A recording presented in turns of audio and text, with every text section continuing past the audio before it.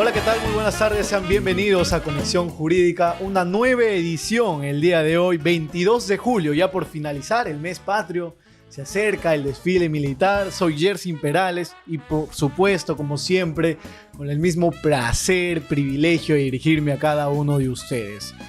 Si bien es cierto, no se encuentra nuestro compañero Renzo el día de hoy, sin embargo, nuestro compromiso con cada uno de ustedes nos hace estar presentes para llevarle la información más actualizada, política y de enfoque jurídico.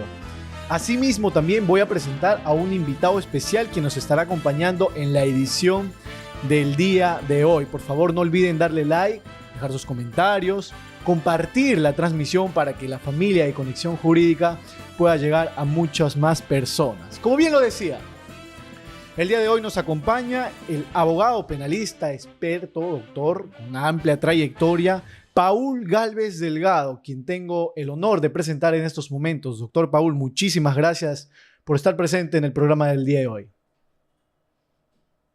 Muchas gracias. Siempre es un honor poder participar con ustedes, poder conversar y compartir algunas ideas de la coyuntura nacional. Así que es un privilegio estar nuevamente con todos ustedes.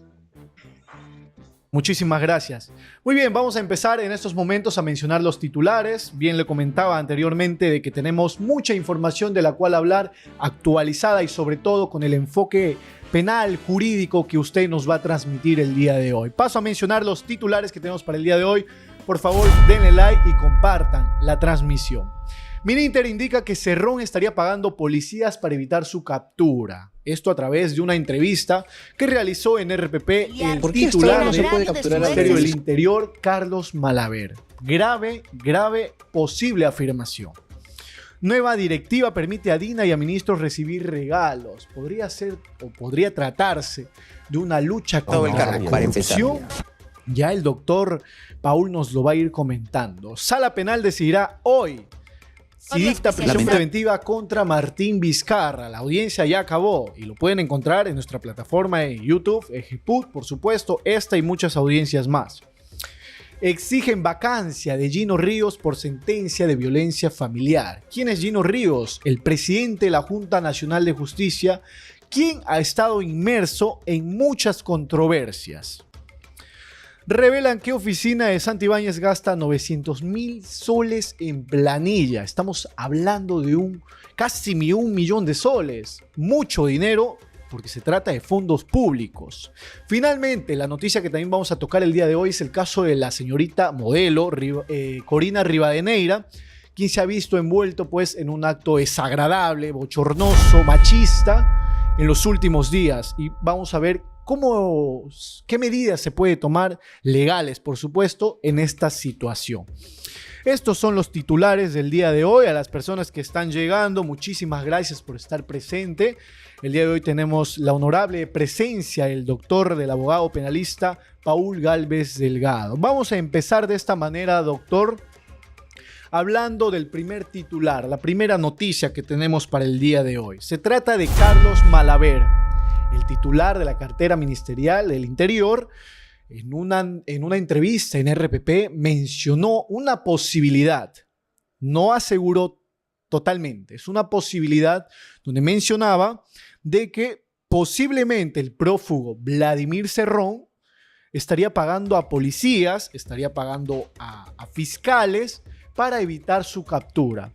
Viniendo, y esta es la primera interrogante que le quiero hacer, viniendo por parte del titular, el personaje, el funcionario público más importante del Ministerio del Interior, ¿qué tanto nos debería preocupar estas afirmaciones, doctor?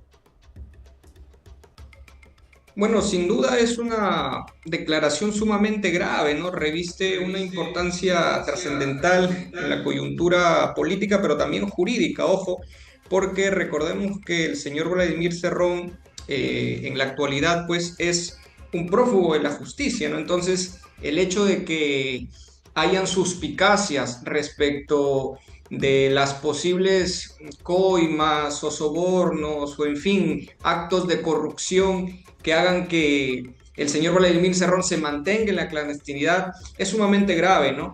Y podrían, digamos, enfocarlo desde dos puntos de vista. Por un lado, un tema jurídico, estrictamente jurídico, y también desde el lado político, ¿no? Creo que desde el punto de vista jurídico, si es que estas declaraciones efectivamente se comprobaran y se lograse corroborar esta situación, creo que demandaría pues una inmediata investigación o al menos desde el plano del periodismo tendría que hacerse una investigación periodística para que esto pueda corroborarse, ¿no? Evidentemente, ahí cabría la comisión de varios delitos, ¿ah? Varios delitos que ya los iremos comentando a lo largo de esta charla. Sí, Corte, sí, sí, es sí. importante precisar que usted bien lo dijo, de corroborarse, de que sí es cierto, pues obviamente ahí el Ministerio Público tendría que actuar. Ahora, si fuera de lo contrario, de en caso de declararse incierto, mentiras por parte del titular Carlos Malaver, ¿habría alguna acción legal en contra de él? Bueno, es una pregunta importante. Todo aquel que afirma un hecho, en principio, bueno, en este caso, si se tratase de una investigación que todavía no la hay, es aquel que afirma el que debe comprobarlo, ¿no? Estas son declaraciones, tengo entendido, simplemente realizadas en la prensa, pero evidentemente si es que estas afirmaciones resultaran ser mentira, podría habilitarse la posibilidad de que se pueda pues interponer una querella o en su defecto una denuncia por denuncia calumniosa. Eso va a depender mucho, repito, de si es que esta información es certera o no, ¿no? Y contrario censo, si es que se corroboraran a veces estas afirmaciones, habilitaría la posibilidad de que el Ministerio Público inicie una investigación en contra del señor Cerrón y en contra de las personas que estarían implicadas, siempre en condicional, por supuesto, porque no se puede hablar todavía de una afirmación certera, habilitaría una investigación, ¿no? Bien, doctor, de que dejando de un poco de lado el sesgo, por supuesto, hay que tener pendiente de que el señor Vladimir Cerrón se ha escapado muchas veces de las operaciones policiales, ¿no? O sea, es normal, se ha normalizado tanto el escapar de estas operaciones policiales de uno y otro lado. También hay que tener en cuenta que la presidenta está involucrada en un caso, es el caso Cofre, como usted también lo debe tener en cuenta. Entonces, habría o hay en la ciudadanía, en la población, cierta desconfianza también por parte a los miembros de la policía, ¿correcto? Sí, bueno, evidentemente el país atraviesa una crisis de confianza institucional, podríamos llamarle así, ¿no? Hay una erosión de la confianza de diversas instituciones por las distintas situaciones que hemos venido pasando, tanto el Ministerio Público, el Poder Judicial y por supuesto, qué duda cabe, la Policía Nacional del Perú. Es una situación lamentable, pero que es real, o sea, hay que ser realistas, hay una desconfianza institucional y creo que eso no le hace bien al país, ¿no? No le hace bien al mundo político, ni a la ciudadanía, ni tampoco, en este caso, al mundo jurídico, porque se desestabiliza al final de cuentas. Entonces creo que, evidentemente, el hecho de que Vladimir Cerrón, un personaje político de trascendencia, ¿no? Eso no lo podemos negar. Ha sido, de hecho, como todos sabemos, el presidente del partido que puso en la presidencia a Castillo. Entonces es un personaje político importante y que él sea particularmente el que reiteradamente va de la justicia, pese a que tiene este mandato de prisión preventiva, ¿no es cierto? Pese a que tiene ya procesos judiciales encima, da una mala imagen, ¿no? Da una mala imagen, pero bueno, es deber de todos y es justamente este tipo de conversaciones que de alguna manera abren el debate y nos permiten pues reflexionar, ¿no? Reflexionar y preguntarnos por qué es que seguimos en esta situación como país, ¿no? Seguimos en esta situación y bueno, creo que es deber de todos y saludo yo la iniciativa de GPUT por tocar este tipo de temas, ¿no? De manera más profunda, digamos. De conocimiento público. Anteriormente, en el anterior programa, discúlpeme que lo corte, eh, Se comentaba de las declaraciones de su abogado Humberto Abanto en una entrevista también, donde él mencionaba que él podría postular. Y justo usted mencionaba que a pesar de que tiene 2 solicitudes de prisión preventiva, él podría postular sin ningún problema. ¿Es correcta esa premisa? Bueno, en principio yo creo que a nivel político hay una flexibilización en cuanto a la posibilidad de postular. De hecho, incluso se está discutiendo si es que incluso Martín Vizcarra, que luego seguramente hablaremos de él, también podría postular, ¿no?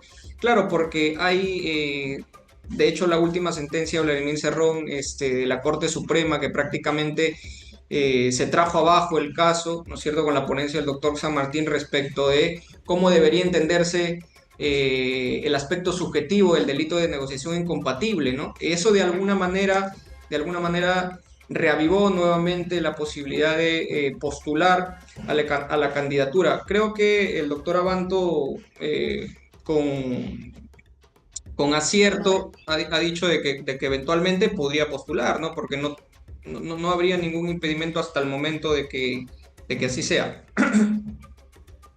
Que se ofrece una gran recompensa por saber su paradero o dar a conocer el paradero. O sea, podemos darnos cuenta de la precariedad del sistema judicial en el que nos encontramos, porque él, sin ningún problema, como usted lo mencionaba, a pesar de ser un prófugo de la justicia, él podría postular a la presidencia de la República, y eso da mucho que pensar, mucho que desconfiar por parte de las entidades que se encargan de implantar justicia en nuestro país. Ahora, yendo un poquito de nuevo, regresando un poco más a las declaraciones del titular Carlos Malaver, si en todo caso, en este caso se demuestra por parte del Ministerio Público que la policía, fiscales, de alguna y otra manera han ayudado a evitar la captura de Vladimir Cerrón, ¿qué delito estarían cometiendo estos personajes? Bueno, yo, digamos, consideraría la posibilidad de que se incurra en cerca de 3 a 4 delitos. ¿Ah? En primer lugar, bueno, el cohecho pasivo propio, regulado en el 393 del el Código Penal, porque si los miembros de la Policía Nacional, el Poder Judicial o la Fiscalía están aceptando, están recibiendo, solicitando dinero u otro beneficio al señor Vladimir Cerrón para incumplir sus funciones, ojo, porque eso es lo que establece el Código Penal, eh, como no detenerlo o manipular expedientes, sí estaría incurriendo en este delito, ¿no? Y bueno, tiene penas severas. Y por el lado del propio Vladimir Cerrón, también evidentemente se configuraría el delito de cohecho activo genérico, ¿no es cierto? Por el hecho de ofrecer, entregar dinero o algún otro beneficio a estos funcionarios que acabo de mencionar. Pero también, ojo, creo yo desde mi punto de vista de que si es que se comprobaría que existe esta estructura que trata de blindar al señor Cerrón a cometer estos actos de corrupción, incluso podría hablarse de una organización criminal. No lo sé, habría que, digamos, verificar esta información, ¿no? Pero si es que tratan de asegurar la impunidad del señor Cerrón, tranquilamente podría abrirse un proceso por organización criminal, y creo en última instancia que también cabría ahí la obstrucción a la justicia, ¿no? Que también es otro delito tipificado en nuestro código, relacionado pues a que algún funcionario trate de evitar la captura, ¿no? Entonces eso estaría obstruyendo la justicia. Entonces, bueno, esos básicamente los 4 delitos que podrían configurarse en este caso en concreto, ¿no? El día de ayer, si mal no recuerdo, el tema de otorgar carros lujosos. Estamos hablando de 168 vehículos a grandes altos mandos de la Policía Nacional, que fue aprobado por el comandante general Víctor Sanabria. Oscila el precio entre todos estos vehículos a unos 17.3 millones según el informe. También hay que mencionar que hoy en día existen muchas comisarías que no cuentan tal vez con los recursos básicos que debería tener cada una de estas instituciones. Entonces, priorizar la compra de estos 168 vehículos, es más, no estamos hablando de vehículos de baja gama, sino de todo lo contrario. ¿Es importante priorizar estos vehículos o cómo ve usted esta medida tomada por parte de la policía? Bueno, evidentemente que no, evidentemente que priorizar este tipo de compras y sobre todo como tú le indicas, de vehículos que son de alta gama. Yo creo que no sería prioridad. Y esto justamente volvemos a lo del inicio, da un mensaje eh, negativo a la ciudadanía. Por ejemplo, lo que ocurrió con el aumento de sueldo de la presidenta Dina Boluarte es un caso parecido, ¿no? En un país ya metiéndonos un poco al terreno político en donde pues la pobreza no se ha disminuido, al menos yo creo que sería una especie de autoboicot o de una especie de suicidio político el hecho de que se hagan este tipo de gastos, ¿no? Este tipo de gastos que lo único que hacen es dar una imagen negativa para el peruano de a pie, al final de cuentas, ¿no?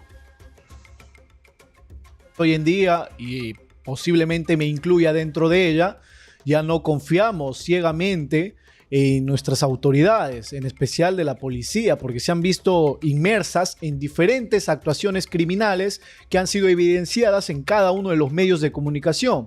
Por ello también se ha visto involucrado el comandante general Víctor Sanabria, por haberse beneficiado en otros asuntos. Entonces, es menester priorizar que la desconfianza está bien justificada por parte de la ciudadanía y el peruano de a pie, como usted bien lo menciona. Doctor, quiero hacer una pausa para saludar a Contenido Creativo. Nos dice buenas tardes, saludos desde Ventanilla. Naomi Quispe Loaiza, buenas tardes, saludos desde Arequipa. Saludos al doctor Paul, dice, posiblemente una alumna suya quizás, doctor. Saludos por parte de Naomi. Saludos a todos, saludos a todos. Doctor Paul, ¿desde dónde nos está hablando? Disculpe la impertinencia. Bueno, ahora me encuentro yo en Chiclayo, yo soy chiclayano, litigo aquí en esta ciudad, la ciudad del Papa, ¿no? Que ahora tanto se habla de ese Claro. asunto que evidentemente nos enorgullece y nos satisface. Y por supuesto que es una oportunidad, ya que estamos hablando de derecho, de política, para que una ciudad tan importante del norte como esta resurja, ¿no?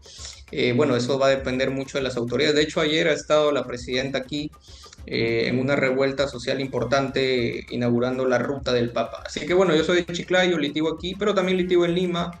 Tengo casos allá, voy regularmente allá, tengo amigos, abogados allá, así que bueno, ya nos encontraremos seguramente en otra ocasión de manera presencial, pero voy regularmente a Lima y ahora me encuentro aquí en Chiclayo, pero por supuesto agradecidísimo con esta invitación, porque ustedes son una institución que siempre me ha abierto las puertas, ¿no? Así que no podía negarme para tener esta charla. Muchísimas gracias, doctor, por toda la confianza y preferencia a la Escuela de Gestión Pública y Derecho. Nosotros siempre encantados de recibir su presencia. Estamos hablando con el doctor, el abogado penalista, Paul Gálvez Delgado, desde la ciudad de Chiclayo. Un saludo fuerte, grandísimo a la ciudad de Chiclayo. Tengo muchas amistades por ahí. Y ahora vamos a pasar a comentar un poco del segundo titular que tenemos para el día de hoy, doctor Paul. Le comento. La nueva directiva permite a Dina y a ministros recibir regalos sin límite de costo. Y esto es algo que debería preocuparnos grandemente, creo yo, desde mi postura como periodista. Lo que pasa es que la directiva 004 ha sido modificada del 2025, donde hay que detallar que fue aprobada en menos de 24 horas. Hay preferencias por parte del despacho presidencial. También queda claro. Esta nueva normativa mantiene la prohibición explícita de recibir regalos en su artículo 8, como bien está establecido. Sin embargo, el artículo 11 introduce excepciones que permiten la recepción de obsequios sin fijar límites de valor. ¿Debería alarmarnos, doctor Paul, este tipo de modificaciones, por supuesto, precisamente en esta directiva? ¿Cómo lo ve usted?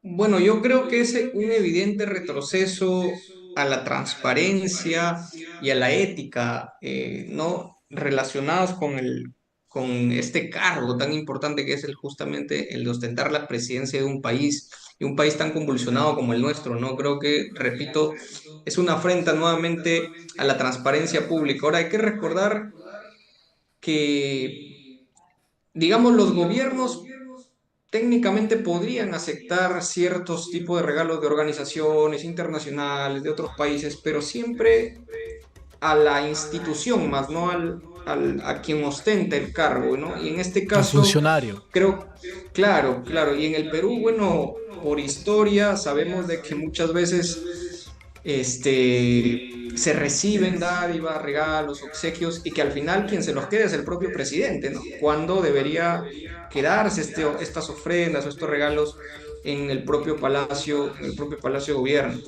Pero bueno, en el caso en concreto de la mandataria Dina, de nuestra presidenta, y además, como tú lo has dicho, que se ha oficializado en tiempo récord, ¿no? Creo que al menos debería darnos una suspicacia, no deberían alertarnos, como tú bien lo indicas, porque no es algo factible, ¿no es cierto?, que se establezca esta flexibilización, ¿cierto? O sea, se prohíbe por un lado, en el artículo 8, porque esta norma existe hace mucho tiempo, pero por otro lado también se abre la posibilidad en el artículo 11 de que hayan excepciones, ¿no? O sea, dicen, no puede recibir regalos, dádivas, donaciones, pero en estos casos sí es posible, ¿no? Tratándose, por ejemplo, dice la norma, cuando estos regalos sean dados por comunidades regionales, cuando sean dados por instituciones sin fines de Familiares. lucro.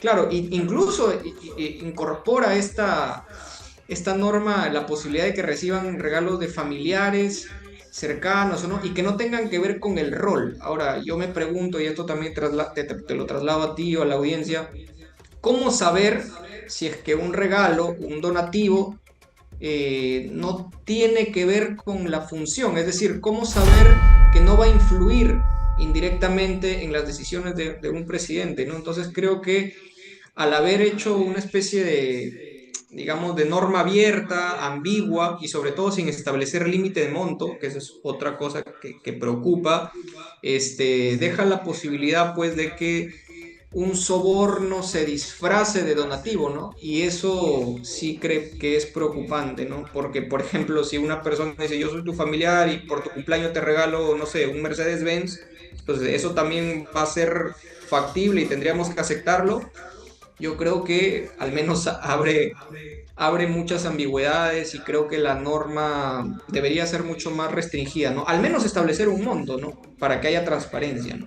Entonces creo que sí, sí, como tú lo dices al inicio, es preocupante que se haya dado este tipo de sección a la norma, ¿no? Pero bueno, vamos a ver cómo se analiza, si es que se hace alguna reforma en estos meses que quedan. Pero Cuando bueno, hablamos de esta directiva, discúlpeme doctor, lo sí, más sí. cercano que puede llegar a nuestra mente y recordar es el caso Rolex, dicho sea de paso que fue archivado, pues no, en el Congreso. Recordemos que la presidenta, en uno de sus últimos mensajes a la nación, donde realmente respondió a la prensa los cuestionamientos y un sinfín de preguntas con temas de sus denuncias, donde ella aceptó haber recibido como préstamo los relojes del señor gobernador regional de Ayacucho, Wilfredo Corima, el famoso Waiki. Quiero hacerle la siguiente interrogante. El aceptar que se ha recibido este tipo de artilugios ya estaría incurriendo confesadamente en un delito la presidenta de la República. Bueno, técnicamente, si es que no hay ninguna sentencia, recordemos también de que a los altos mandatarios de la República le reviste pues una cierta inmunidad, ¿no es cierto? Ahora, si técnicamente no hay ninguna sentencia firme que corrobore que se ha cometido evidentemente el delito de cohecho, no habría la posibilidad de considerar la comisión de un delito como tal, ¿no es cierto?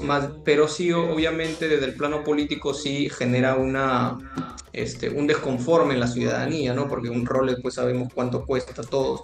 Y evidentemente abre la posibilidad de que en el futuro, cuando ya la señora Dina Boluarte deje de ser presidenta, se investigue esto con más rigor, ¿no es cierto? Que se profundice más en este asunto y no terminen en archivos como ahora, porque evidentemente ahora por su investidura le permite hacer este tipo de maniobras de alguna manera política, pero creo que Si es que no hay una sentencia, evidentemente no se puede hablar técnicamente de la comisión de un delito, ¿no? Esperemos qué es lo que ocurre, repito, luego de que culmine el mandato, porque al final estos casos, como todos sabemos, no se resuelven en unos meses, ¿no? Hay que verlo también con perspectiva.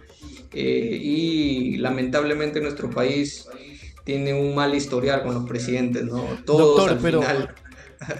doctor, pero esta modificación de esta directiva 004-2025 no daría paso o no permitiría que se vuelvan a realizar este tipo de acciones, de obsequiar este tipo de regalos, valgan redundancias, fuertes de gran valor, porque recordemos que el artículo no menciona estrictamente un límite del precio, del valor de los obsequios. Entonces está abierto a regalarse cualquier tipo de obsequio que tenga precios exorbitantes.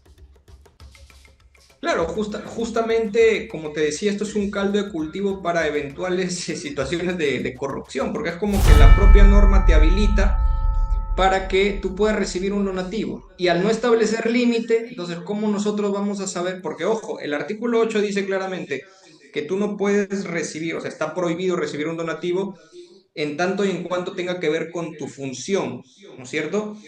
Pero al establecer una excepción y decir, bueno, puede recibir regalos, puede recibir donativos, puede recibir obsequios en estas situaciones y sin límite, entonces ya abres la puerta para que puedas recibir, como te decía, no sé, pues si te vas a la región Cusco y te regalan una bufanda que vale $3,000 y como ha sido producto, no ha sido en tu función propiamente, sino ha sido un obsequio de repente por una condecoración o por una felicitación, pero sabemos todos cuánto vale esa bufanda de $3,000, entonces ya no se podría cuestionar, porque la norma habilita esta posibilidad, ¿no? Entonces, claro, es una, digamos, si somos de alguna manera mal pensados, por decirlo de alguna manera muy coloquial, podríamos asumir de que esta norma ha sido muy direccionada, ¿no? Y de que lo que se ha hecho más bien es hacer una especie de disfraz,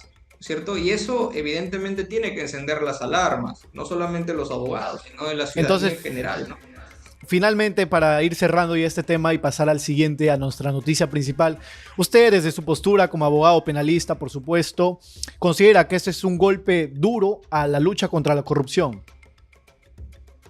Yo creo que en principio sí, y hay que decirlo tajantemente, porque en un país tan golpeado por actos de corrupción, en donde los funcionarios públicos cada vez pierden credibilidad, a pesar de que desde el lado económico el país se encuentra relativamente estable, no podemos dar este tipo de mensajes, ¿no? Creo que como autoridades, no sé si están mal asesorados o hay una especie de coordinación muy interna entre los ministros y entre las secretarías que han establecido esta directiva, pero creo que es un mal mensaje, ¿no? Y creo que no ayuda en nada para la lucha contra la corrupción y sobre todo la transparencia y la ética, ¿cierto? Es más, algunos abogados, colegas han mencionado que esto iría en contra del código de ética, ¿no? Del propio, de la propia presidencia de la República. Así que bueno, esperemos cómo se maneja, pero si soy muy concreto en tu pregunta, creo que sí, es una afrenta contra la lucha contra la corrupción. Desde mi punto de vista, ojo,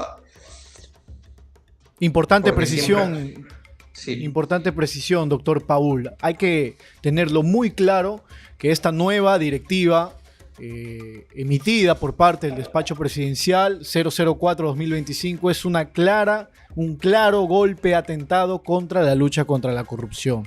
Vamos a hablar de nuestro tema principal ahora sí, doctor, de la portada que se encuentra el día de hoy en nuestro video, nuestra transmisión, en nuestro programa. La Sala Penal decidirá hoy si dicta prisión preventiva contra el exmandatario Martín Vizcarra. Muy bien, para poner un poco en contexto a todas las personas que nos están viendo, hoy se llevó a cabo la audiencia en donde estuvo presente el fiscal especial del equipo de fiscales del caso Lava Jato, del caso Odebrecht, Rafael Vela.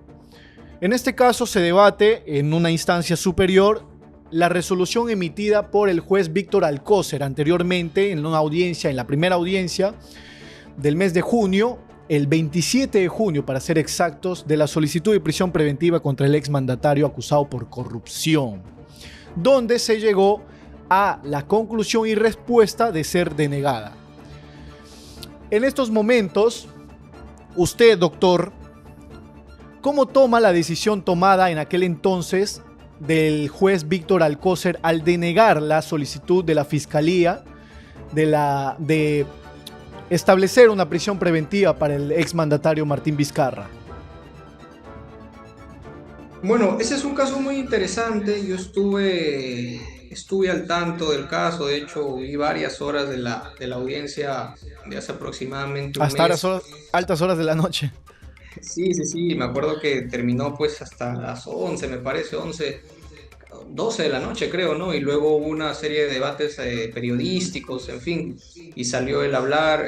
Hay que tener en cuenta que Vizcarra pues tiene una gran popularidad, eso es innegable, ¿no? Creo que pese a las restricciones que le ha impuesto el Congreso, él sigue haciendo campaña, es muy activo en redes sociales, tiene su TikTok, y hablando de un punto de vista político, creo que su imagen no ha sido mellada a pesar de estas investigaciones. Creo que Martín Vizcarra tiene una gran popularidad que arrastra desde la pandemia, ¿no?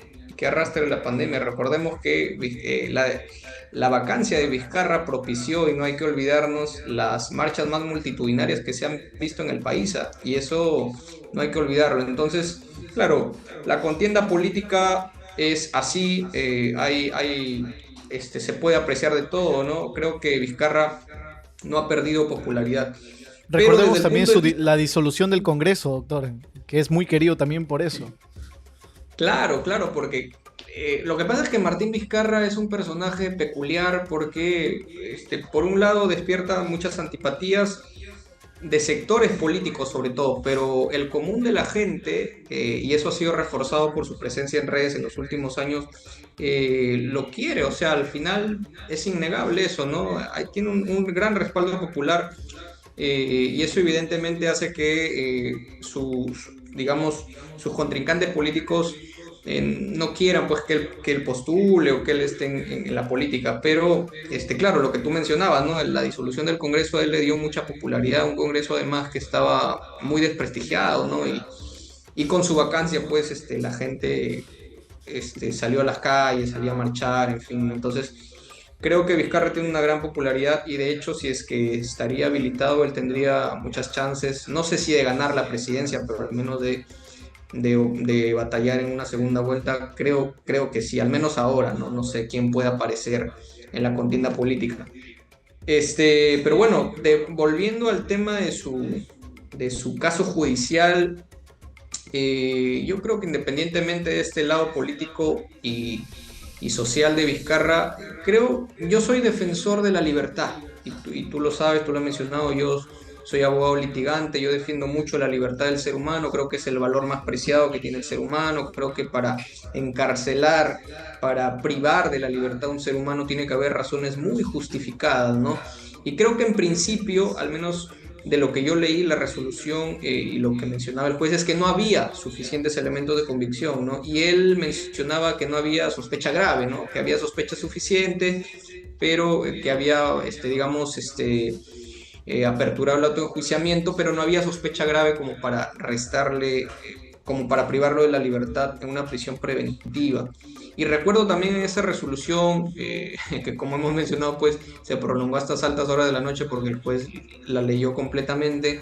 Hablaba, bueno, de hecho ya el primer presupuesto se cayó, pero después hace un análisis interesante respecto del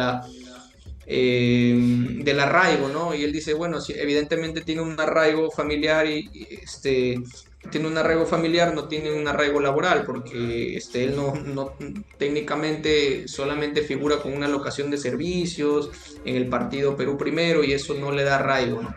Y luego hace el análisis de la proporcionalidad, que también me pareció un análisis interesante, porque decía, él decía su principio de necesidad, dice, no es estrictamente necesario pues quitarle la libertad, ¿no? Basta con con que se le ponga medidas restrictivas, ¿no? Impedimento de salir del país, que venga a firmar todos los meses, que haya una comparecencia con restricciones, que es al final lo que decidió. Control Entonces, biométrico y eso. claro, claro. Entonces creo que en líneas generales es una sentencia que está debidamente motivada, porque creo que brinda razones, justificaciones, ¿no? Ahora, va a depender mucho ya de qué criterio tenga la sala, ¿no? Y de qué criterio se maneje ahora, a ver si es que confirman o revocan esta resolución. Yo creo que en el caso de Martín Vizcarra no era estrictamente necesario darle una prisión preventiva. Ojo, eso no quiere decir que él no sea responsable de los delitos, porque eso se va a ver en el juicio y creo que hay evidencia suficiente como para una eventual condena, hasta donde yo he revisado el caso. Pero para la prisión preventiva se exige algo más, ¿no? Y creo que, al menos desde mi punto de vista, porque esto evidentemente no hay una sola opinión, creo que no era justificado que la prisión preventiva. No era justificado porque además él había entregado pasaportes y eso se corroboró, no había entregado los dos pasaportes, ¿no? Entonces, creo que no era Aparte que llegó a la estrictamente audiencia necesario. cuando se lo pidió el juez también. Claro, claro, exactamente. Tú lo has dicho bien, ¿no? Y justamente de eso habló el juez, ¿no? Él mencionó de que había pues valoró su conducta procesal y justificó también esto como una razón para no darle la prisión preventiva. Entonces, creo que en líneas generales es una sentencia motivada, debidamente motivada, pero bueno, en derecho esto es maleable, está sujeto también a la interpretación, a las valoraciones que se hagan de los presupuestos, ¿no? Y eso ya le compete a la autoridad que al final esto pues, vamos a saberlo en pocas horas. Pero bueno, mi punto de vista es de que, como repito, y hablando en perspectiva, privar de libertad a una persona requiere una exigencia jurídica muy alta, ¿no? Muy alta, ¿no? Doctor, al principio yo venía mencionando el recurso de apelación. Sin embargo, creo que es importante también hacerle llegar a todas las personas que están acá también para aprender, al igual que cualquiera de nosotros. ¿En qué se basa este recurso de apelación? Bueno, básicamente lo que cuestiona, recordemos que ambas partes han apelado, ojo, porque la Correcto. fiscalía apela, claro, porque hay una apelación de la fiscalía respecto de que hay una indebida motivación, el fiscal considera que hay una indebida motivación porque no se ha tomado en cuenta varios aspectos de la proporcionalidad, ¿no es cierto? Y sobre todo de los elementos de convicción. La fiscalía considera de que sí hay elementos suficientes como para considerar que existe una sospecha grave, ¿no es cierto? Y además el peligro de fuga, porque se tendría en cuenta pues, que tiene vínculos internacionales, en fin, en Bolivia, etcétera, ¿no? En eso básicamente se basa la apelación, en cuestionar la motivación del juez, ¿ah? Que repito, desde mi punto de vista no me parece mala, pero podría tener algunos vacíos que el fiscal ha considerado propicios para apelar. Ahora, la apelación del abogado de Vizcarra tiene que ver más con las restricciones, ¿no? Porque le han puesto comparecencia con restricciones. Eso quiere decir de que hay una serie de medidas que le impiden, por ejemplo, ausentarse Pedimento de mucho tiempo del salida. lugar, ¿no? Ajá, entonces hay una apelación también en ese sentido, ¿no? Es válido porque al final todos tenemos derecho a la doble instancia y además sobre todo porque Vizcarra viaja mucho, ¿no? A pesar de que todavía no hay oficialmente una campaña, Vizcarra suele viajar por todo el Perú. De hecho, cuando terminó la audiencia, él dijo, espérenme en tal lugar porque ya voy, ¿no? Entonces, A pesar de su este, condición, ¿no? Llama mucho la atención que visite muchas regiones del país. sí, llama mucho la atención. Por eso te digo, o sea, desde el punto de vista político, Vizcarra es un personaje peculiar porque tiene aceptación de la gente, ¿no? No es que llegue a una ciudad y lo reciban con tomates y huevos y lo Como quieran Adina. sacar. Claro, porque todo lo contrario, ¿no? La gente se le acerca, es muy aceptado, ¿no? Y creo que tiene que ver con la política que implementó este tema. Me parece un tanto populista, pero al final a mucha gente le sirvió, ¿no? El tema de los bonos y tal. Entonces creo que, bueno, es el personaje de Vizcarra y creo que el hecho de viajar por muchas ciudades del país también la popularidad le sigue aumentando, ¿no? No sé exactamente cómo, no me atrevería a dar un pronóstico de la resolución que se va a dar hoy, no me atrevería a decirlo, creo que hay que esperar simplemente, pero sería Mi una osadía bomba. impertinente, discúlpeme, doctor, mi osadía impertinente, y le pido disculpas, estaba por hacerle ese cuestionamiento. A ver, O claro. sea, hipotéticamente basarnos, obviamente no es dable, pero viniendo por su persona, abogado penalista, por supuesto, experto en la materia, iba a ser esa interrogante, ¿no? ¿Qué se espera si es que se va o no a aprobar la solicitud de prisión preventiva de la fiscalía? Bueno, a nivel jurídico, yo espero como abogado penalista de que una resolución tan importante esté absolutamente bien motivada, ¿no? Creo que eso es lo que todo abogado penalista con rigor jurídico espera, siempre, tanto en mis casos y en los casos de coyuntura, que al menos si toma una decisión el Poder Judicial, te explique las razones objetivas para que te convenzan, ¿no? Eso va a depender mucho. Eh, y luego, lo que sí, digamos, ahora, no tengo una intención, yo no soy defensor de Vizcarra ni tampoco soy opositor de Vizcarra, mi posición es absolutamente neutra, yo lo veo como un ser humano, ¿cierto? Que está expuesto a una investigación, nada más que eso, no tengo ninguna posición política al respecto, es decir, no estoy condicionado con eso, ¿no? Así que no, digamos, pero sí creería, como te digo una vez más, yo soy muy defensor de la libertad, creo que las prisiones preventivas, en nuestro país a veces ha habido un abuso de las prisiones preventivas, creo que hay muchos casos en donde no se justifica, en otros casos por supuesto que sí, ¿no? Pero eh, eso es desde el punto de vista jurídico y desde el punto de vista político, creo que si digamos, revocan esta resolución, sí sería un estallido social, no sé, no creo que lleguen pues a marchas ni este tipo de cosas, ¿no? Pero creo que sí se hablaría mucho del tema durante muchos días, ¿no? Porque, repito, Vizcarra es una figura política que así como genera antipatía, también tiene mucha aceptación social. Y no sé si eso le haría bien al país, no sé si eso desde el punto de vista social sería una buena noticia, ¿no? Tal vez para los opositores, pero tal vez para el mundo jurídico no tanto, tal vez para la sociedad no tanto, porque eso implicaría que una vez más un expresidente esté tras las rejas y eso, créanme, que debilita mucho la democracia, ese es mi punto de vista, o sea, creo que cada vez que hay un expresidente tras las rejas, el Perú lo sufre, el Perú decrece, ¿no? Porque no es saludable en ningún país, ¿no? Pero bueno, al final los hechos son los hechos, y si es que él tiene que estar tras las rejas, no hay nada que cuestionar, hay que respetar también la autoridad judicial, ¿no? Eso es evidente. Así que bueno, Juicio que hoy en día está afrontando el exmandatario doctor Paul. También recordemos que él está siendo acusado del cohecho pasivo propio, es decir, por haber recibido sobornos, en este caso, cuando elaboraba proyectos de Lomas de Hilo y la construcción del Hospital Regional de Moquegua. Usted anteriormente ya nos había mencionado de pasada qué era el cohecho pasivo propio. En este caso, en el caso de Martín Vizcarra, ¿en qué se basa este delito? no, el cohecho pasivo propio, de alguna manera, en el Código Penal, para explicarlo de manera sencilla, tiene que ver con, digamos, la aceptación, ¿no es cierto? O el recibir dinero, dádiva, beneficio para o incumplir con tus funciones o hacer algo en contra de tus funciones, ¿no? En este caso se le cuestiona a Martín Vizcarra el hecho de haber recibido, creo que cerca de 2 millones de soles por el mejoramiento del hospital de Moquegua, ¿no? Cuando era presidente regional entre los años 2011 y el 2014, tengo entendido.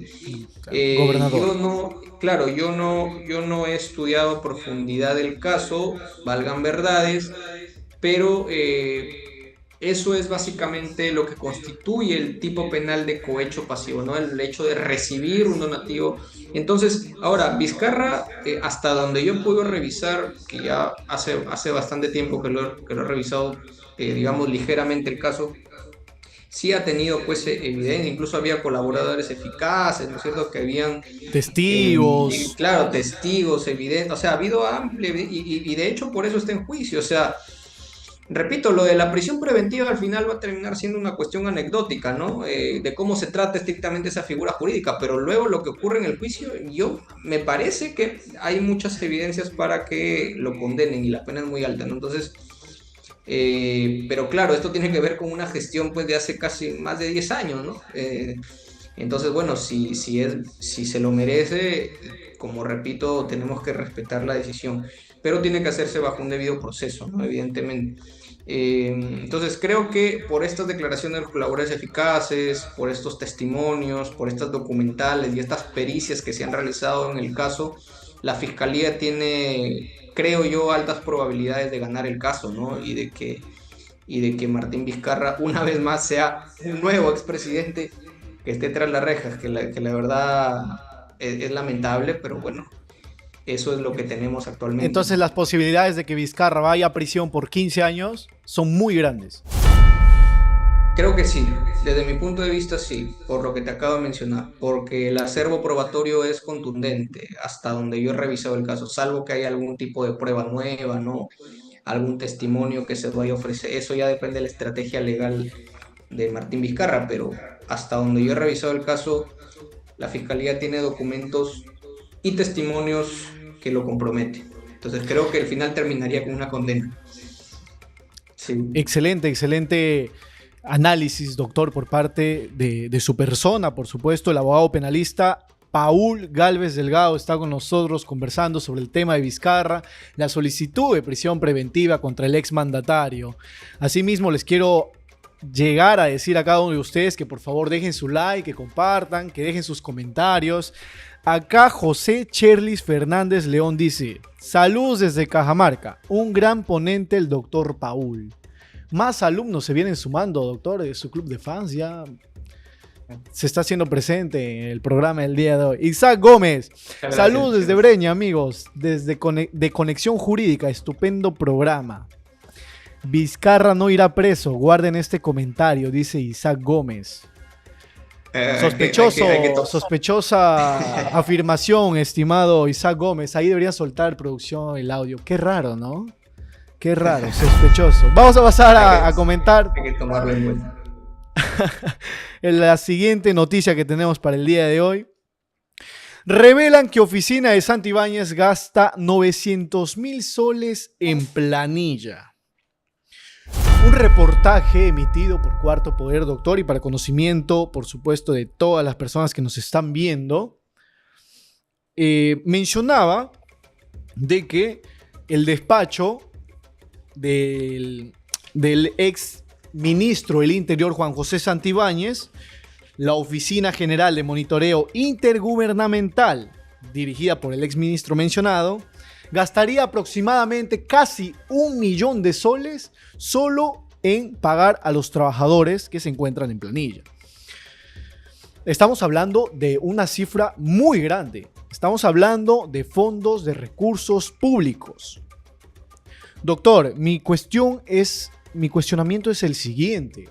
De demostrarse en este caso de que estos fondos están siendo alterados, de que se está hablando en castellano, en simple cristiano, como bien se dice, están siendo alterados a estas personas, a los trabajadores de este despacho en el Poder Ejecutivo, de demostrarse pues que están siendo alterados este dinero, ¿en qué delitos estaría incurriendo?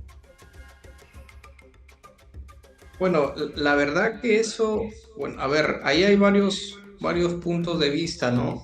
Varios puntos de vista. Yo creo que en principio tiene que ver con esta mala tendencia de la política peruana de ensanchar el Estado y de contratar gente que a veces no contempla, o sea, digamos, no cumple las funciones para las cuales han sido asignadas.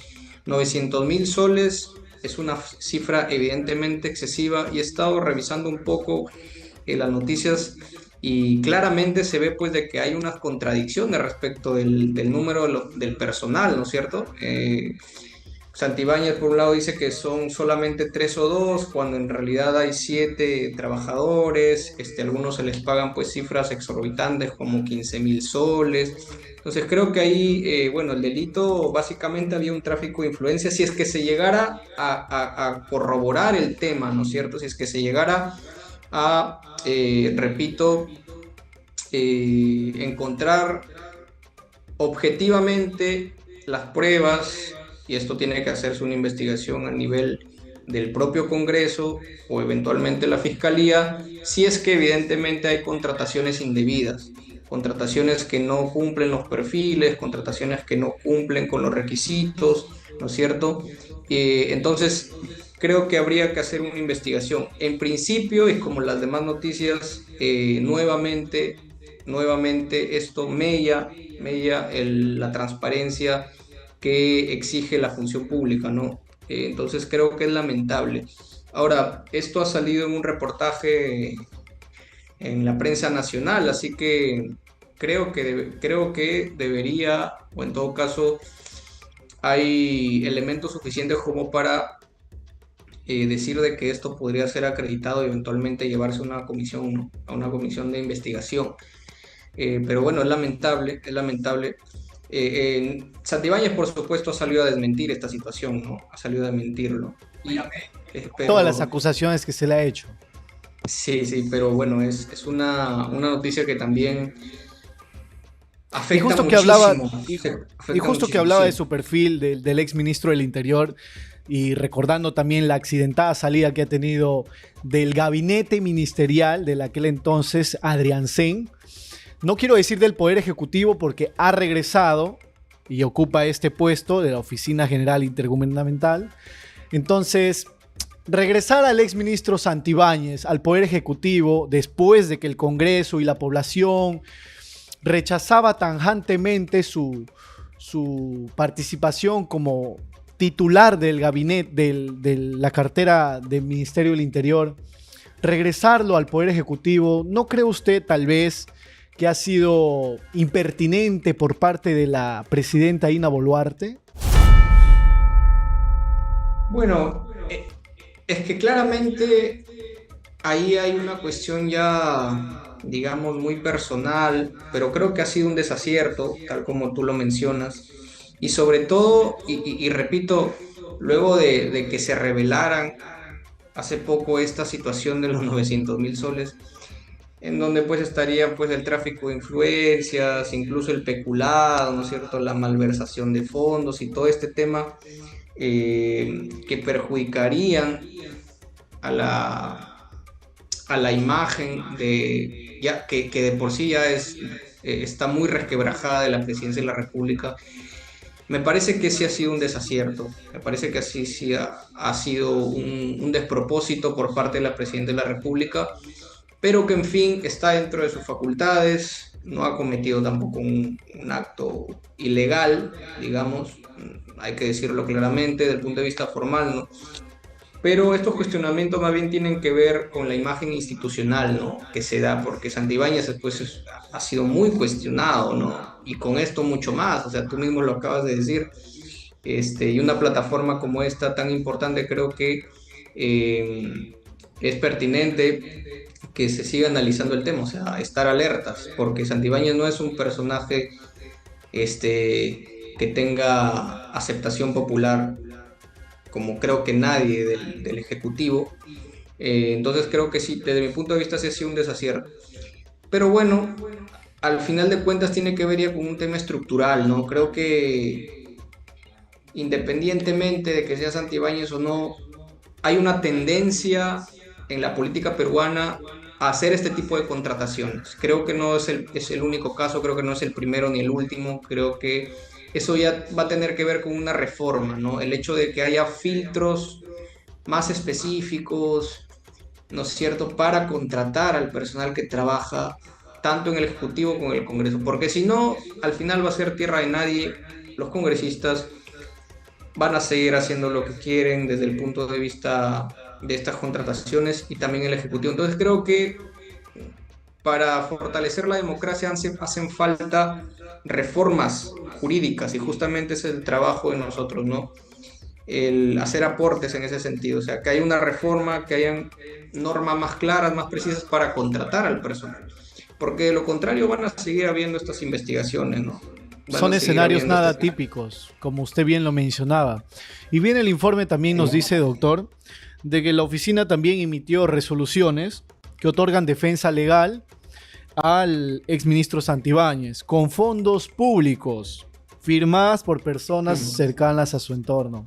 Y esto también ha sido muy cuestionado y es muy cuestionado por el ciudadano de a pie, que se otorguen fondos públicos para que se pague la defensa de funcionarios políticos que son muy cuestionados, que tienen una larga cola de denuncias constitucionales y que estos recursos que bien podrían utilizarse para el beneficio de las mejoras, necesidades básicas en diferentes regiones de nuestro país, vayan a terminar en las defensas de estos funcionarios cuestionados. Entonces, quizás debería haber limitaciones. ¿Usted Claro. lo ve de esa manera también? Bueno, si te respondo técnicamente, digamos, es que vuelvo a lo mismo, ¿no? Esto ya tiene que ver con un tema estrictamente político, pero no hay que desligar el derecho de la política, ¿no? Hay a veces una tendencia a separarlo demasiado, como si la política sería totalmente ajena al derecho, cuando es todo lo contrario. Desde mi punto de vista, y esto es solamente una opinión muy personal, el derecho depende estrictamente de la política, ¿no es cierto? Entonces, como abogado y como ciudadano, creo que sí debería haber una reforma, creo que deberían establecerse límites, no para negar la posibilidad de que el Estado pueda asumir ciertos costos de defensa legal, porque eso también es factible, pero no montos exorbitantes, debería haber algunos límites, ¿no?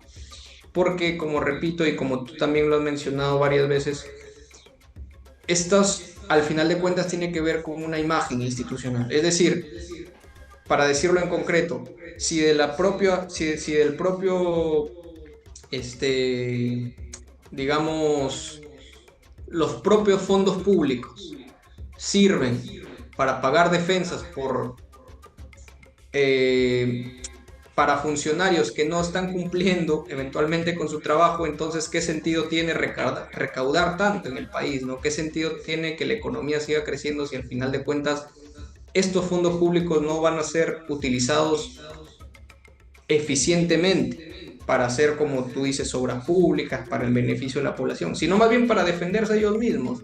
Entonces creo que tanto el Congreso como el Ejecutivo deberían, digamos, tomar o recepcionar esta insatisfacción de la población y hacer las reformas, o sea, hacer nuevas normas y que digan, bueno, ya se hizo hasta aquí, pero a partir de este momento hay que cambiar esta situación, ¿no? Y los que vengan, los nuevos congresistas, los nuevos ministros, ya no van a tener este tipo de beneficios. Ojo, entonces la política puede limpiarse un poco, ¿no es cierto?, de estos personajes que aprovechan los fondos públicos para su propio beneficio. Entonces, Y, lamentablemente no se hace, pero bueno, la esperanza es lo último que se pierde. como bien lo decía, y me quedo con su última frase, doctor, y es algo que son escenarios que se ambician, pues, ¿no? Por todos nosotros, los ciudadanos, que día a día, pues, nos levantamos temprano a trabajar, los ciudadanos de a pie más que paran luchando y que exigen muchos más beneficios, de los más mínimos, se podría decir, quienes son los más afectados. Y es algo que obviamente y justificablemente nos causa mucha rabia, mucha cólera, como usted también lo Indignación, sí, mencionaba. sí, sí. Finalmente, doctor, vamos a ir a la última noticia que tenemos para el día de hoy. Le voy a pedir a producción que vaya listando el material que tenemos para todos nosotros, para ir reaccionando y posteriormente comentándolo también. Agradecer nuevamente a todas las personas que están presentes el día de hoy. El doctor Paul nos está acompañando, Paul Delgado, desde la ciudad de Chiclayo, haciendo presencia el día de hoy con sus comentarios fructíferos de ámbito legal. Vamos a hablar de la situación que ha venido atravesando la modelo, la señorita Corina Rivadeneira, que como bien usted lo habrá visto y muchas personas quizá que nos están viendo, han visto en los diferentes medios de comunicación, en las diferentes redes sociales, el video donde se ve y se aprecia un acto desgraciadamente malo, totalmente criticado, y que posteriormente lo vamos a analizar con su persona, doctor. A ver si me indica producción, por favor. Vamos a ir poniendo el video para ir comentándolo. Agradecer nuevamente a todas las personas que están el día de hoy con nosotros, que han dejado sus saludos. Compartan el video, dejen su comentario, activen la campanita y recordarles también que todas las audiencias habidas y por haber del mundo político, el mundo legal, están presentes en nuestras plataformas. Allí está el video, vamos a ver, por favor, producción, sin audio, correcto.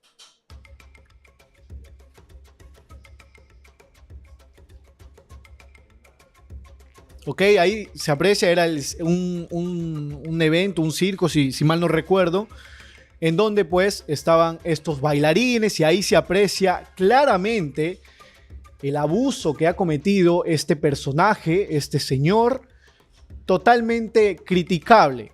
Doctor, con las imágenes que se acaban de apreciar, ¿cómo usted ve o qué delito se incurriría en este tipo de actos obscenos hacia la señorita Corina Rivadeneira? Bueno, sí, es lamentable, ¿no? Que esto haya ocurrido. De hecho, creo que ya sea la municipalidad del distrito en donde estaba este circo, me parece, bueno, tengo entendido que es un circo, ya ha sido suspendido. Entonces, em, evidentemente aquí hay, tal como muestran las imágenes, se podría tipificar este hecho en el artículo 176, tocamientos indebidos, o sea, evidentemente, ¿no? Porque las imágenes revelan una clara intención, ¿no es cierto? Hay que tener en cuenta eso, o sea, no es que sea un acto exacto, ¿no? Y justamente el tipo penal exige eso, que haya hay un tocamiento como connotación sexual sin consentimiento, o en todo caso que haya además un contexto en donde se impida a la víctima, en este caso la señorita Corina, que pueda oponerse, que pueda hacer resistencia, ¿no? Que pueda negarse a este tipo de tocamientos. Entonces creo que claramente aquí hay un caso de tocamientos indebidos, es innegable. Bueno, la De pena tocamientos indebidos. en ese contexto, según el Código Penal, no baja de 6 años, ¿no? O sea, sería una pena efectiva. Además que ahora ya, por las distintas normas que existen, ya se ha prohibido el tema de la suspensión de la pena en este tipo de casos. Pero yo creo que calzaría en el segundo párrafo del artículo 176, es decir, porque hay un aprovechamiento de un contexto. No solamente hay el tocamiento, sino que de alguna manera se evidencia en el video que la señorita Corina no pudo ofrecer resistencia, no pudo impedir que esto suceda, fue de una manera muy abrupta, muy rápida, ¿no? Entonces, y además se nota claramente que ella pues se ofusca, ¿no es cierto?, después de que esto ocurre, ¿no? Pero como El ocurre tan rechazo, la rápido, cólera. claro, ella ni siquiera puede reaccionar, ¿no? Ahí estamos viendo, creo, unos mensajes, bueno, en fin, esto yo no lo he visto, pero claramente se ve que ella, pues, esto le afectó mucho, ¿no? Y bueno, es lamentable porque, repito, como decía al inicio, hay un acto deliberado, o sea, no es solamente, ojo, un tocamiento que ha sido sin intención, ¿no es cierto? Que ha sido fortuito, casual, sino que se ve claramente cómo es que esta persona prácticamente le mete la mano y hace unos tocamientos ahí, ¿no? Entonces, claro, calzaría en este delito y la fiscalía, si es que ya se ha aperturado una denuncia, evidentemente tiene todos los medios como para que este personaje se sancione. No sé si es peruano, no sé si es conocido o no, creo que La no. última noticia que se tiene es que ya fue detenido por la policía, el Ministerio Público ya ha Ah, empezado con correcto. las investigaciones y el mensaje que nos pone producción, tengo entendido que es por parte de la señorita agraviada, donde dice: el respeto no depende del lugar, la ropa ni las decisiones de una mujer. El respeto es un derecho que jamás debería ser negociado. Y también cuenta cómo es que llegó al show. Dice, fue invitada junto con unas amigas durante el espectáculo. Uno de los integrantes lo insistió que en invitarla a bailar. Rechazó 3 veces y finalmente accedió por cortesía, sin imaginar que se cruzarían límites que nunca debieron ser cruzados. Tal como se ve en el video, su reacción fue inmediata, se retiró del escenario y habló directamente con el director para expresar su rechazo. Al no encontrar apertura para un diálogo constructivo, decidió retirarse del lugar. Anteriormente también producción nos mostraba de que la ubicación, la escenografía de donde se realizaba este tipo de shows ya fue clausurado por la municipalidad correspondiente.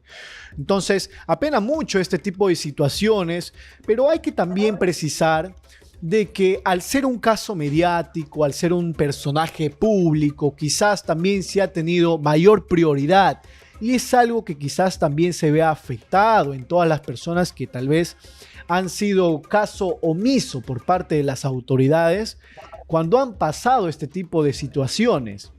Por otro lado, o sea, hay que tener pendiente estos dos escenarios, ¿no? Al ser un caso mediático, hay inmediatez por parte de la policía, el Ministerio Público, que no está mal, por supuesto. El derecho son para todos, son para todos. Entonces, esperemos pues que se tomen cartas en el asunto por parte del Ministerio Público, como usted también lo ha venido mencionando, doctor Paul.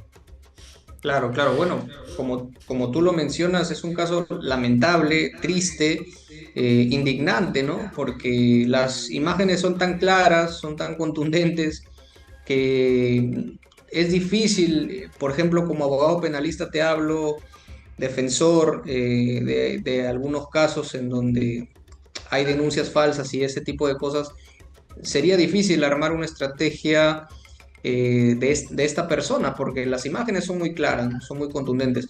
Y curiosamente es un caso atípico. ¿Por qué? Porque generalmente este tipo de casos de tocamientos indebidos, de violencia sexual, de acoso sexual, generalmente son delitos clandestinos, ¿no? Que se cometen pues en la oscuridad, que se cometen en contextos en donde no hay ningún testigo, ¿no? Pero aquí pues se ha visto a nivel nacional. Entonces armar una estrategia legal respecto de eso, bueno, implicaría ya más bien un tema de tipificación penal, pero negar los hechos me parece algo muy difícil, ¿no? De hecho, imposible, ¿no? Del circo, doctor, también emitió su comunicado oficial donde en resumen mencionan de que ya ha sido apartado el señor que ha cometido semejante barbaridad y de que se van a aferrar también a las investigaciones por parte del Ministerio Público. Entonces, esta iniciativa por parte del circo también ha sido importante, ¿no? Que demuestren que están en contra de este tipo de actitudes, que rechazan todo este tipo de vulneraciones hacia las mujeres y hacia cualquier persona. Entonces, también transparenta, ¿no? Su aprobación a que se rechacen este tipo de delitos. Entonces, con el video que se tiene presente, hay claras pruebas de que se condene a este señor.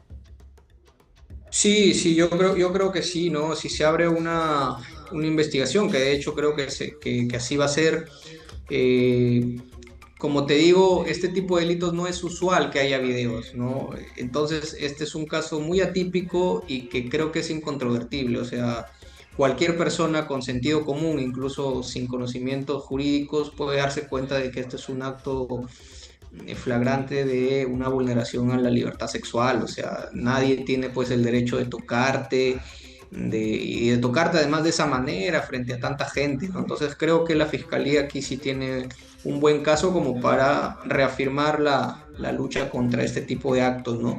De connotación sexual.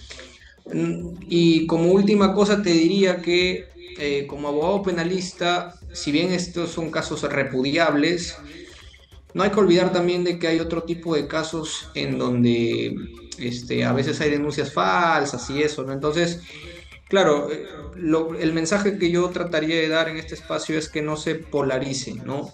Que cada caso en concreto hay que analizarlo con rigor. En este caso es absolutamente cierto de que esta persona va a tener que ser condenada y como abogados, penalistas, como fiscales, otro tipo de casos los analicemos con el rigor que merecen, ¿no? Con el rigor que Finalmente merecen. acabamos este tema, doctor, mencionando que se cancela el espectáculo Dioses del Circo Virtuosos, acá Es un nomás. comunicado que ha emitido la Municipalidad de Santiago de Surco a toda la opinión pública. Hemos llegado a la parte final, doctor Paul Gálvez Delgado. Muchísimas gracias por su presencia en el programa del día de hoy. Siempre gustosos de contar con su compañía. Esperemos en algún momento, como usted lo mencionó, tenerlo en nuestros estudios para conversar un poquito más a fondo de todas las situaciones, las noticias coyunturales que viene atravesando nuestro país. Muchísimas gracias y esperamos contar con usted en una próxima oportunidad. No, muchas gracias a ustedes. La verdad que ha sido un placer. Se ha pasado la hora muy rápido. Y por supuesto yo reafirmo mi compromiso con todos ustedes para seguir en una próxima oportunidad conversando sobre estos temas y contribuyendo un poquito a la academia y al mundo jurídico. Así que muy amable, has sido muy amable tú y toda la organización. Muchas gracias. A usted muchísimas gracias. El doctor, el abogado penalista Paul Gálvez Delgado ha estado presente el día de hoy con nosotros, acompañándonos en la edición del nuevo día, un nuevo programa en Conexión Jurídica. Asimismo, agradecer a cada uno de ustedes por estar presente y por acompañarnos fielmente en cada uno de nuestros programas. De acá nuevamente nos encontramos el día jueves, un horario por el momento por fiestas patrias. Sin embargo, no queremos irnos sin decirle que Tribuna Familiar ya se estrenó y que por favor vayan a ver cada uno de los programas con las doctoras Silvia y Juliana muy presentes, abogadas especialistas en la materia, donde pueden dejar también cada uno de sus casos y ellas amablemente los responderán. Soy Yersin Perales y esto fue todo por el día de hoy. Y recuerden por favor que Conexión Jurídica llega gracias a EGEPUT, la mejor formación jurídica. Chao, chao.